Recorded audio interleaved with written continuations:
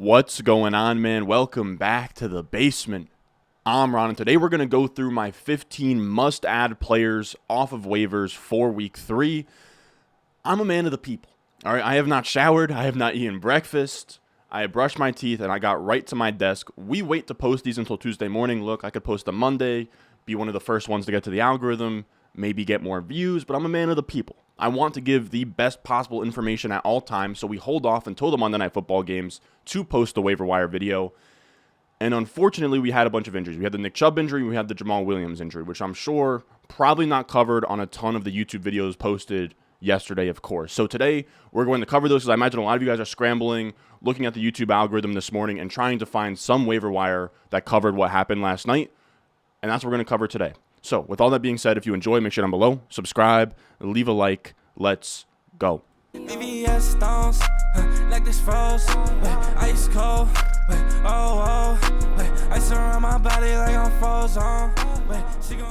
So the ground rules for this video is that every single one of these players are under 50% owned on ESPN. They're roughly in order, but not really. And I have them sorted by the first tier of players as priority bids, guys that I would bid 15% or more of my budget on, and then the rest are just ads, guys that I would just add for a few bucks, or after waivers roll, just scoop them up. And first up here, and the injury really sucked, man. As much as you guys know that I've faded Nick Chubb and I don't love him in fantasy football, he is still one of the best players of my generation. He's been amazing. He's very fun to watch. He's also a really good dude, too. Like, you can just tell from interviews and stuff, like, he keeps to himself. He's not flashy or anything. And he had a horrific injury after having a very similar knee injury in college, where it was almost like one of those Kevin Ware injuries where you almost have to look away when they happen. Happened again to the same exact knee last night. So we don't know the severity of what happened, but I think we can kind of all assume that most likely Nick Chubb won't be returning this season, which means we turn that over to fantasy. And our first priority ad is Jerome Ford here.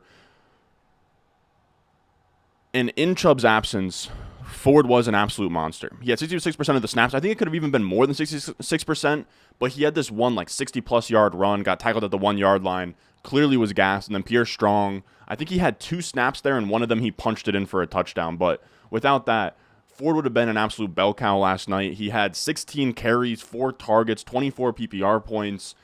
Ford's the type of handcuff you unload the clip on. I would probably start around 50%, and I would probably move up or down based on my need at running back and kind of go from there with Jerome Ford. Now, by the way, if you're looking for fab advice to the exact number, that is going to be on the Patreon, patreon.com/Ron Stewart. We're in season every single Tuesday night.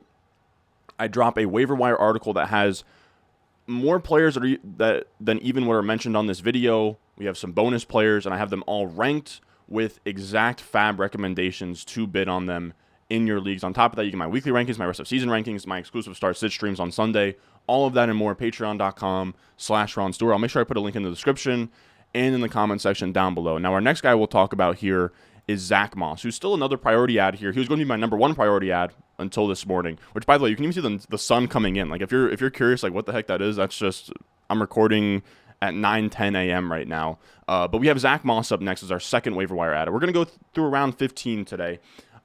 Zack Moss was an absolute bell cow, and kind of a beast here. Like, if you can't get Jerome Ford, like, Zack Moss is no consolation prize.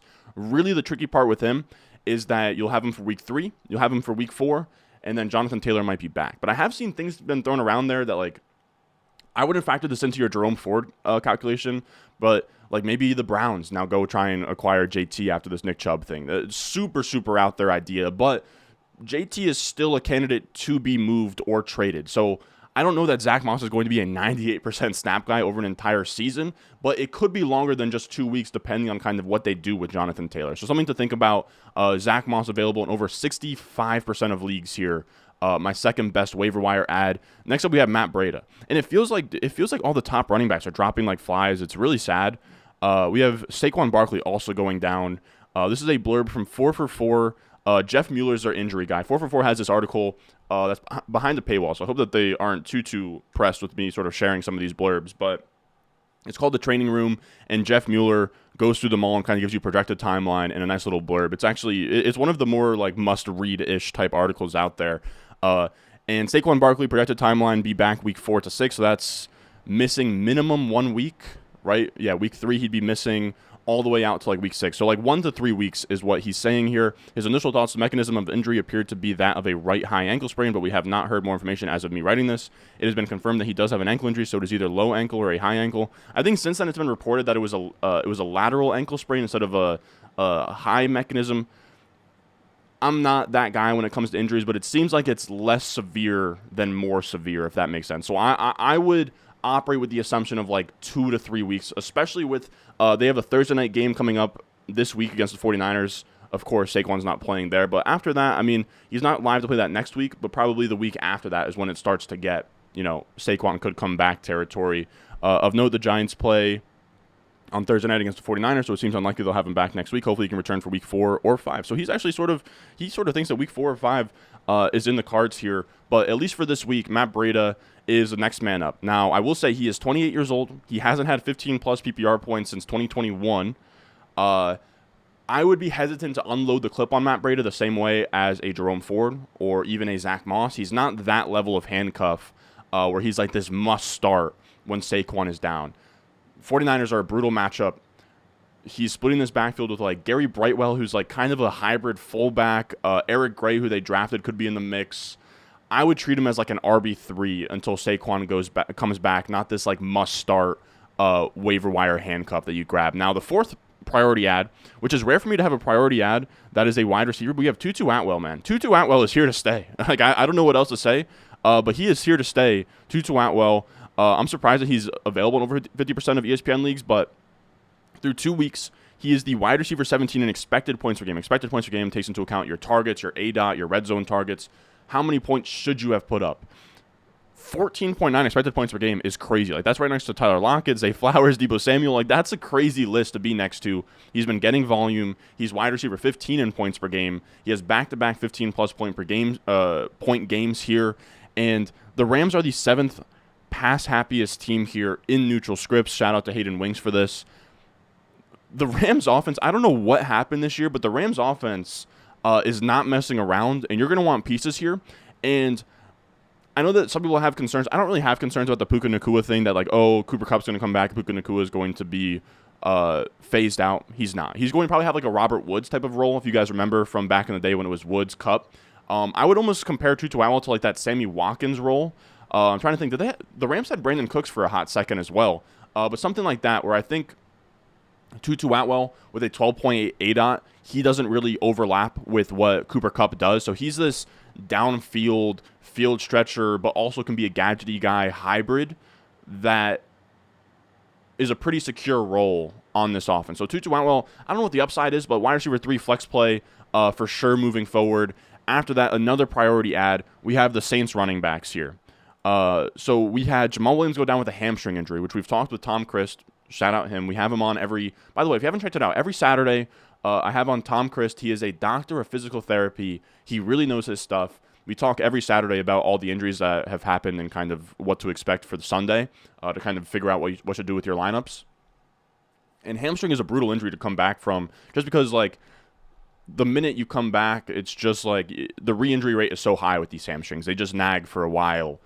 Jamal Williams hurts his hamstring on Monday Night Football, puts his Sunday status in jeopardy here. We don't have Alvin Kamara back until week 4, so we have this like 1 week window here. So this is a really short-term buy here. But we have Tony Jones, who dominated the snaps. He had 14 opportunities, 15 PPR points. He would be an RB3 versus the Packers next week. Now, I think it's also worth mentioning, I don't have the... Okay, so I cropped out the Tony Jones usage, but Tony Jones is like the bell cow running back, 14 opportunities. He had 2 touchdowns as well. A player to stash is Tony Jones, or not Tony Jones, but Kendre Miller, where if Jamal Williams can't go, Tony Jones is likely the lead back here, but Kendre Miller also has a hamstring injury that he's working back from. If he's ready to go and ready to play for week 3, he could be in the mix, and that could be a fun stash where Kamara could come back, Jamal Williams might be gone for another week, and then Kendre Miller could kind of have that between the tackles grinders role next to Alvin Kamara. I don't know why I'm struggling to talk here. It is very early. Just bear with me, fellas. Next up, okay, so now we're going to talk through our normal ads. These are guys I wouldn't really break the bank on. I will say the first few wide receivers, you can get pretty close to that 15% plus bid if you'd like to. And first up here, we have Rashod Bateman. Rashod Bateman, I'm shocked. He is owned in 12.6% of ESPN leagues. That is criminal. That is criminal. I think he didn't even really have a good box score game, so he might even just slip through waivers again for you guys. But this is a guy who's still working back from a Liz Frank injury he suffered last year, and he has a prime opportunity to get back to where he was at last year, where he was like a top 15 wide receiver in targets per out run and yards per out run, and looked really good early on in the season before his Liz Frank injury. And he's now worked his way into 2 wide receiver sets with the Odell Beckham injury, and he led all wide receivers in snaps at 21 in the second half for the Ravens this week. This was not a blowout. It was a close game all the way through. So that is really good to hear. This is a third-year player. That's breakout territory for wide receivers. That was a former first-round pick. Tons of upside here. Rashod Bateman, a really, really nice ad here that I don't think there's going to be too much competition for in a lot of home leagues. Now, our 7th player here is Jayden Reed. And it just kind of starts the rookie wide receiver portion of this list. Every waiver wire video of mine is going to have a rookie wide receiver portion, and this is the reason right here. We can see, even if you want to scroll past Justin Jefferson, Amon-Ra St. Brown was drafted as the wide receiver 78. He was the wide receiver 5 from week 10 on. You have Ayuk, who was the wide receiver 61 in ADP. He was the wide receiver 10 from weeks 10 on. Jaylen Waddle was the wide receiver 46. He was the wide receiver 9 from weeks 10 on. Christian Watson was the wide receiver 61. He was wide receiver 10 from weeks 10 on. What else is in here? You got like Darius Slayton and Terry McLaurin, who were drafted outside the top 100 wide receivers and were top 24 guys down the stretch. This is just what rookie wide receivers do, man. You draft them outside the top 50 wide receivers. They come out, they start a little bit slow, and then down the stretch, they are legit top 24 options that you drafted very late or scooped up off waivers. And I think that Jayden Reed has a chance to be that here, where he has really impressed me. He's a guy that I didn't really love as a prospect, but second-round draft pick, which is always good. My goodness. I hope that somebody said bless you. But he's currently the wide receiver 28 in points per game, which is insane. He's playing out there in 65% of the snaps. This is the rookie wide receiver report. Just to give some context here, you have week 1 pass snap percentage, week 2 pass snap percentage, target per out run, yards per out run, PFF grade. We are looking for pretty much 80% plus in the pass snap percentage territory, 25% plus target per out run, 2+ yards per out run, 80 plus PFF grade. He hits the target per out run threshold and the yards per out run threshold. The PFF grade is pretty solid. And his 65% route participation pass snap percentage means that there's room to improve for him, where he's not a full-time player just yet. And again, he's the wide receiver 28 right now. So if that goes up and he can get to like 80%, this is a really flat wide receiver room where you have Romeo, outside of Christian Watson, you have like just Romeo Doubs and Ontavion Wicks. You have a promising QB there in Jordan Love. Jayden Reed, very, very interesting. After that, we do have Tank Dell, who I'm not sure what the upside is with Tank Dell, but we have seen smaller slot receivers be nice. He has an 81% snap percentage this week after being at 45%. He has now been elevated to pretty much starting wide receiver territory in NFL terms, a starting NFL wide receiver, not necessarily a starting fantasy wide receiver, but he was wide receiver 18 on the week. He had 19.3 PPR points, 10 targets, 7 catches, 72 yards, and a touchdown. He had 20.2 PPR points, and C.J. Stroud can play. C.J. Stroud has over 600 passing yards through 2 weeks here, so this passing offense is going to be very viable. Tank Dell, to me, is a really nice PPR play that kind of reminds me of kind of like what a Hunter Renfrow was a couple years ago.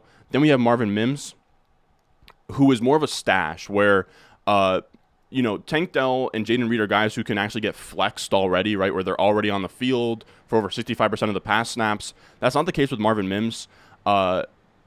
He was on the field for, 12% of the snaps, but he was an absolute monster where he has the 3rd highest PFF grade, just 12% of the pass snaps, but 25% target per out run. He had 2 catches for 113 yards and a touchdown. I have to assume that with guys like Brandon Johnson and Lil Jordan Humphrey out there, that 12% pass snaps number has to come up. He was really good last week.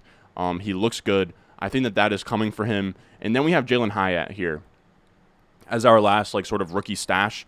Not a full-time player at 28% of the pass snaps, but He flashed big playability. He had 2 for 89 last game versus the Cardinals. Sort of came up big for them. It's a weak depth chart with like Paris Campbell and Isaiah Hodgins and Darius Slayton. It shouldn't be all that difficult for Jalin Hyatt to kind of climb things here. I would call Marvin Mims and Jalin Hyatt more of your guys that you're stashing. That first screenshot I showed where it's like week 10 plus point per game, those are guys you're rostering for weeks 10 on, not really as instant producers at this point. Now, another ad we have is kind of an iffy one. I'm not crazy about it. Again, I wouldn't go crazy on him, but Craig Reynolds probably deserves to be rostered. Where Montgomery, he has a right thigh injury. His projected timetable is week 4 to 6, so he's going to miss a couple weeks here, maybe a few, according to 4for4 with Jeff Mueller. And Gibbs was the featured back. Gibbs is going to be the featured back, but Craig Reynolds had a 100-yard rushing game a couple years ago. He's probably worth a flyer. Maybe in game scripts where the Lions have a lead, he might be decent as well. To me, he's probably like an RB4, low-end RB3 type of guy, but he's still probably somebody that should be rostered, where, anybody in the NFL who's getting 41% of the Lions' snaps should probably be rostered. But again, he's not anything too crazy. This is where we're kind of getting to the dumpster dive portion of the list. We have Josh Reynolds as well on top of Craig Reynolds. Not a ton of upside, but until Jameson Williams is back, he should be a flex play. He had 17.8 points per game. He's the wide receiver 12 right now on the entire season. He has 2 touchdowns, but I will say his expected points per game, because of those touchdowns, is wide receiver 34. Now, that's still a flex play. It just means that he's kind of been lucky recently, but this offense probably relies on the pass a little bit more with Montgomery gone. Josh Reynolds is kind of the main beneficiary, one of the main beneficiaries outside of Jahmyr Gibbs of the injury. So Josh Reynolds, a nice flyer. Again, I wouldn't go really crazy on that. Then we just have 5 running backs at the end here that shouldn't be on waivers. I don't understand why they weren't drafted or they weren't scooped up last week. And we'll kind of dust through them. First, we have the Ravens running backs. I have Gus Edwards' picture here, but Justice Hill as well. They're both under, I think they're both under like 35% owned on ESPN. Post Dobbins world, the split was pretty even, where you have Hill taking 55% of the snaps, Gus at 45. Both about the same rush attempts. Justice Hill running more pass routes, getting more targets, where Gus Edwards is dominating the snaps inside the 5. So pretty much what it comes down to is Gus Edwards is your grinder goal line back. Justice Hill is your pass catcher with some juice. They're both fringy RB3s. Justice Hill probably better in trailing game scripts. Gus Edwards better in leading game scripts. So just something to think about. They're both guys that are probably guys that should be rostered. Then we have Jaylen Warren, who this is just ridiculous. On ESPN, he's only 40% owned in ESPN leagues. Please go grab him. He is one of the most valuable handcuffs in all of fantasy football. Last night, he looked way more explosive, way more electric than Najee Harris. He catches passes. He's like 215 pounds as well. If Najee Harris was to ever go down, he'd be a top 12 running back rest of season. Then we have Tyjae Spears. Similar story here. Not a similar story. I think Derrick Henry is much better than Najee, but Tyjae Spears outsnapped Derrick Henry in week 1. Didn't do it this week, but then he saw 10 touches this week, which is more than week 1. So he's been very much in the mix where, again, he led the running backs in snaps in week 1. Then he had 10 touches in week 2. So he has a standalone role with massive handcuff upside. With Derrick Henry was to ever go down, Tyjae Spears would be a top 15 play pretty much instantly. And he reminds me, if you guys remember, like, Dontrell Hilliard's almost like Linsanity run where he was like a really valuable handcuff, and then Derrick Henry went that down, and Dontrell Hilliard was a absolute stud. Tyjae Spears is very similar to that sort of asset in fantasy football, but he has a lot more juice than Dontrell Hilliard. Then we have our last running back here, Roschon Johnson. And you would have thought that everyone was screaming about him at the top of their lungs last week. He had like 7 targets in week 1, and he's still only owned in 30.5% of ESPN leagues. So if he's out there, and definitely scoop him as a nice little stash. Foreman was inactive, and I remember a lot of people were asking, like, Ron, are we starting Roschon Johnson over Deonta Foreman? Or not over Deonta Foreman, but are we starting Roschon Johnson with Deonta Foreman out? And I said, probably not. Like, yes, it makes it a 2-man backfield, but he's still sort of working his way as the 1B in this backfield. And Dwayne McFarland kind of pointed out here, but Deonta Foreman is inactive, and it really just helps Khalil Herbert. His snaps went up, attempts went up, routes went up, targets went up. Short yard situation, snaps went up. But it is still a positive at the end of the day that Roschon Johnson is now in a 2-man backfield instead of a 3-man backfield, so things are more condensed here. He's a great handcuff. He had 7 targets in week 1. He's 225 pounds. So he does it all. If Khalil Herbert went down, Roschon Johnson would be a monster, and even without a Khalil Herbert injury, Roschon Johnson can earn the amount of snaps and touches to be a standalone asset as well. And then we have a bonus bunch of tight ends here that I want to finish things off with. We have a bunch of guys that just stood out to me. We really just want to be going after volume and route participation. That's really what it comes down to. On the left-hand side, we have tight ends sorted by expected points per game. Zach Ertz, of course, he has 9.8 points per game, but his volume dictates that he should be the tight end 1 right now. Now, he probably shouldn't be the tight end 1, but it just goes to show how much volume he's getting in Arizona right now. Zach Ertz, a really good option. And then so is Jake Ferguson. He's at 6.6 points per game, which is way underperforming his expected points per game. He is the tight end 9 in expected points per game at 11.3. So he's also very nice. And then we have the route involvement guys on the right-hand side. You have Hunter Henry, you have Luke Musgrave, and you have Sam Laporta. Those are my 5 tight ends right now that I think are I would call them back-end tight end 1s rest of season that are very easy to get right now. If you're weak at tight end, if you have an injury at tight end, go grab one of those 5 guys: Sam Laporta, Luke Musgrave, Hunter Henry, Zach Ertz, Jake Ferguson. Now, that is going to do it for us today, fellas. I hope you guys enjoyed. I hope you learned something new. As always, if you want my complete write-up for the waiver wire with all my recommendations for fab bidding and my exact rankings of each player, that'll be on the Patreon, patreon.com/Ron Stewart. You'll find the link in the description and the comment section down below. But if you're not interested and you don't want to support there, just leave a like, subscribe, comment down below, and I will see you guys in the next one.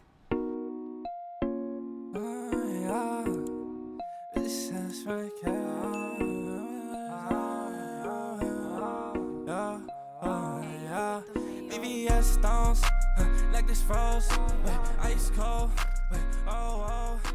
ice around my body like I'm